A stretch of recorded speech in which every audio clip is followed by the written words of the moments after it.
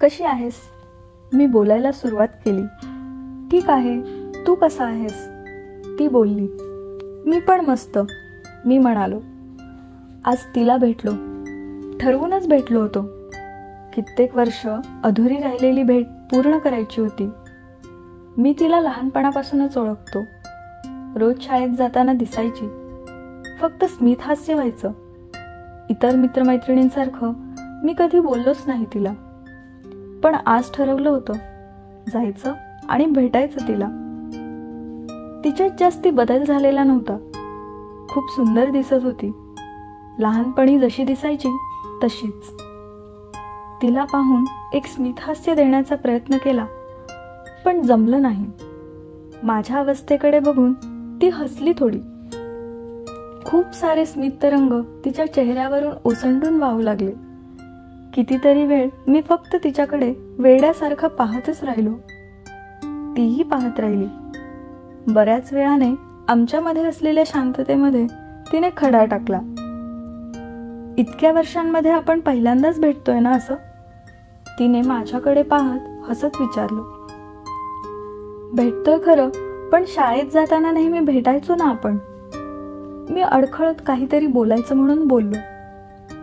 भेटायचो कुठे, फक्त एकमेकांना बघायचो. काही वेळा मित्रांसोबत अभ्यासाला आलेला आठवतंय, पण तेव्हा तू मित्रांसोबत असायचास ना.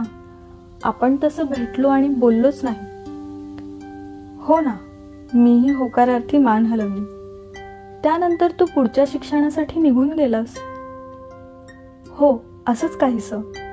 तेव्हा मला वाटायचं तुझ्याकडे येऊन खूप बोलावं, मनातलं सांगावं तुला सगळं. पण माहिती नाही का, कधी जमलंच नाही. जेव्हा जेव्हा तू दिसायचीस तेव्हा तेव्हा मनात अगदी समुद्र भरून यायचा. खूप सुंदर दिसायचीस तू. म्हणजे आताही सुंदर दिसतेस, किंबहुना तेव्हापेक्षाही जास्ती सुंदर. पावसाळ्यात जेव्हा चिंब भिजून नाचायचीस तेव्हा तर तुला पाहतच राहावं वाटायचं. आणि हिवाळ्यात जेव्हा धुक्याची चादर पांघरून असायचीस तेव्हा श्वासातून उमटणारी बाष्पाची वलय तुझ्या चेहऱ्याभोवती दाटून यायची. सगळं लख्खपणे आठवतंय मला. खूप हेवा वाटायचा तेव्हा तुझ्या सौंदर्याचा.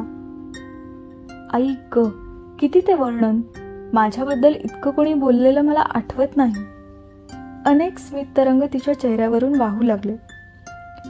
खरं सांगायचं तर मला पण असं वाटायचं की तू माझ्याकडे यावं, आपण खूप साऱ्या गप्पा मारावेत, पण कधी सांगू शकले नाही. तू जवळ राहिला असतास तर कदाचित ते पण सांगितलं असतं. पण काय करावं, प्रत्येकालाच आपापले भविष्य बनवायचं असतं, आयुष्यात पुढे जायचं असतं. पण कधी कधी वाटतं तुझ्यासारखे कुणीतरी मित्रमैत्रीण असावेत. त्यांनी काही वेळ सोबत घालवावी, सुखदुःख सांगावीत, मनमोकळेपणाने गप्पा माराव्यात. मैत्रीसाठी एखाद्याने इतकं तरी करावंच ना रे, नाहीतर इथे कोण कुणाचं असतं. ती अचानक थांबली. खरं तर मलाही असंच वाटतं, पण माझ्या मनात तुझ्याबद्दल आदर आहे. इतर मित्रमैत्रिणींसोबत जसं बोलतो तसा नाही बोलू शकत मी तुला. मला वाटतं आपली लहानपणापासूनची मैत्री अशीच टिकून राहावी, अखंड. त्या मैत्रीला कुठलीही मर्यादा नसावी, कोणता बाण नसावा. मैत्रीचा हा प्रवाह असाच वाहत राहावा. मी म्हणालो. मैत्रीचं काय रे, ती टिकवली तर टिकते, वाढवली तर वाढते. ओढून ताणून थोडीच टिकवायच्या असतात अशा गोष्टी. मुळात मैत्री हे काही नातं नाहीये बाकीच्या नात्यांसारखं. त्यात कुठलंही बंधन नसतं आणि नसावंच मुळी. आपल्या मैत्रीबद्दल मलाही असंच वाटतं. आयुष्यात नंतर कधी भेटलोच तर एकमेकांची ओळख तरी विसरणार नाही ना आपण. मैत्रीचा एखादा धागा पुरेसा आहे आपल्यात, आणि हे असंच असावं, नाही का? अतिशय धीर गंभीरपणे ती बोलत होती. मी मात्र आता स्तब्ध झालो. काय बोलून गेली ही याचा विचार करत. तीही शांतच राहिली. मग काही वेळाने मी तिचा निरोप घेतला. भेटत जा असं अधूनमधून, छान वाटतं असं कोणी ओळखीचं भेटलं की. हो, नक्की भेटू परत. मी जायला निघालो. तिच्या चेहऱ्यावरचे तरंग विरत गेलेलं मला जाणवलं. तिचं ते स्मित हास्य मावळलेलं मला दिसलं. खूप वर्षांनी त्या दूरच्या मैत्रिणीला भेटून तिच्याशी गप्पा मारून फार बरं वाटलं. हीच ती नदी, माझी दूरची मैत्रीण. नदीचं वेगळंच आकर्षण मला लहानपणापासून आहे. माझ्या गावामधून ती वाहत असेल म्हणून असेल कदाचित, पण माहिती नाही का प्रवासामध्ये कुठली नदी दिसली की मन अगदी भरून येतं.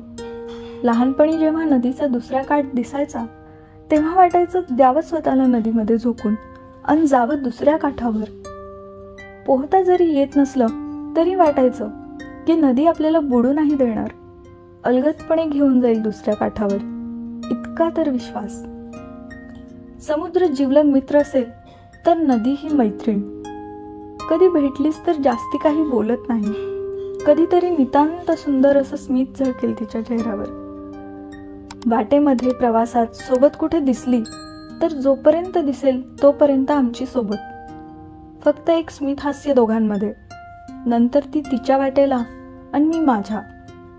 निरोप घ्यायचा म्हणून आम्ही कधी भेटत नाही, कारण माहिती असतं पुन्हा भेट होईलच. पण पुढच्या भेटीपर्यंत हुरहुर मात्र लागली असते जीवाला. समुद्राचं मात्र असं काही नाही. प्रवास करताना 1-2 मिनिटासाठी जरी समुद्र दिसला की मला अधाशासारखं प्राशून घ्यावं वाटायचं. समुद्र माझा जिवलग मित्र, सोबती. आयुष्यात घडलेल्या अनेक बऱ्या वाईट घटनांचा तो साक्षीदारच. कितीतरी सुखदुःखात तो माझ्यासोबत होता आणि आहे. कितीतरी वेळा मी त्याच्या किनाऱ्यावर जाऊन गप्पा मारल्या, गाणी गायलो, हितगुज केला. मला आठवत नाही मी कधी तासनतास नदीच्या किनाऱ्यावर बसलोय, तिच्याशी भरभरून बोललोय जसं समुद्राशी. तिच्यासाठी कधी 4 ओळी सुद्धा नाही लिहिल्या, नाही, कधीच नाही. नदीशी मी असा कधी वागलोच नाही.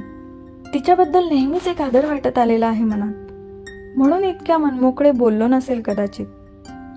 ही अशी अबोल मैत्री कित्येक वर्ष आमच्यात आहे, पण वाटतं हेही ठीकच आहे.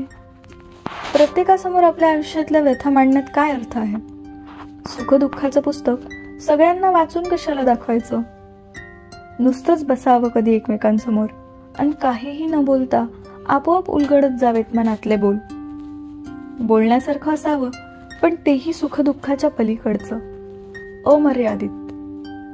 हसवणारी, मोहित करणारी, रडवणारी कोणतीच भावना नसावी, पण असावी एक निरपेक्ष शाश्वती, एकमेकांच्या सोबत असण्याची, एकमेकांच्या अस्तित्वाची.